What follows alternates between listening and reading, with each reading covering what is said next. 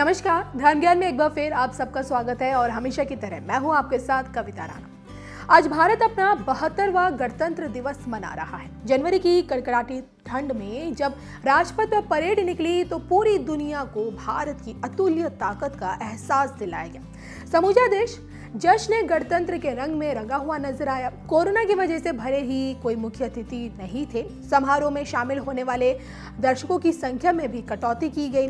Parade का आकार घटाया गया। बहादुर बच्चों के मार्च से लेकर मोटरसाइकिल स्टंट भी नदारद रहा, फिर भी गणतंत्र दिवस की चमक बरकरार रही। देश के राष्ट्रपति रामनाथ कोविंद को 21 तोपों की सलामी दी गई। एक और जहां राजपथ पर T-20 मेन बैटल टैंक से लेकर Bhishma tank, supersonic BrahMos missile system, Pinaka system, Sukhoi 30 और राफेल की धमक ने देश की ताकत दिखाई, तो वहीं रंग बिरंगी झांकियों ने समा बांध दिया। अब ऐसे में देश का 72वां गणतंत्र दिवस 135 करोड़ भारतीयों के लिए क्या कुछ लेकर आ रहा है, इसको लेकर मेदिनी ज्योतिष के आधार पर ज्योतिषाचार्य सचिन मल्होत्रा की ज्योतिष गणना क्या कुछ कहती है, यही आज हम आपको अपने इस वीडियो में बताएंगे। तो मेदिनी ज्योतिष में इस साल गणतंत्र दिवस की कुंडली भी कुछ बड़े बदलाव का संकेत दे रही है। सबसे पहले देखिए, आपका ये समझना जरूरी है कि भाई मेदिनी ज्योतिष में किसी देश के संविधान के लागू होने के समय बन रही ग्रह स्थिति के आधार पर उस देश में संसद द्वारा पारित नए कानूनों, सर्वोच्च न्यायालय द्वारा दिए गए फैसले, राष्ट्र प्रमुखों की बड़ी नीतियों और देश पर उसके प्रभाव आदि की भविष्यवाणी आधुनिक समय में की जाती है।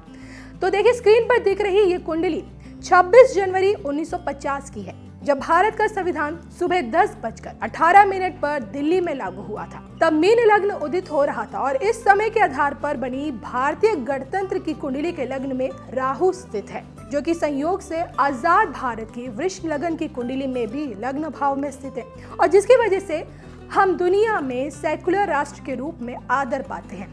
लेकिन इस ग्रह योग के कारण हमारे देश को हमेशा से भ्रष्टाचार से जूझना पड़ा। वहीं स्क्रीन पर दिख रही ये देखिए, ये दूसरी कुंडली 26 जनवरी 2021 की, यानी कि आज के गणतंत्र दिवस की, जिसके चलते वर्तमान में चल रही गुरु में शुक्र की विंशोत्तरी दशा मई 2019 से लेकर दिसंबर 2021 तक है।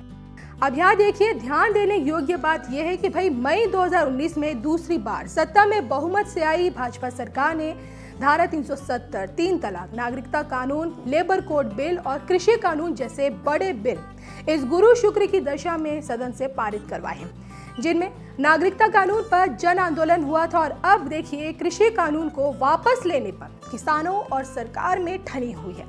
तो 1 फरवरी को शुरू हो रहे बजट सत्र में सरकार कृषि क्षेत्र में निवेश को बढ़ाने संबंधित ऐतिहासिक घोषणा कर सकती है। गुरु शुक्र की दशा के प्रभाव से स्वास्थ्य क्षेत्र में बजट बढ़ेगा और अमीरों पर इनकम टैक्स में बढ़ोतरी कर सरकार टैक्स से आमदनी बढ़ाने की देखिए कोशिश भी कर सकती है। लेकिन विवाह संबंधी तथा समान नागरिकता से ताल्लुक रखने वाले कुछ मुद्दों को लेकर सरकार को नई समस्याओं का सामना करना पड़ सकता है। इस साल कुंडली के अष्टम भाव में बैठे शनि, सूर्य और गुरु कुछ अप्रिय घटनाओं का भी ज्योतिष संकेत दे रहे हैं, जो केंद्र सरकार की परेशानी पर चिंता की लकीर खींच सकती है। तो देश की कुंडली के जरिए आपको हमने बताया कि भाई 72वें गणतंत्र दिवस की भविष्यवाणी क्या कुछ कहती है।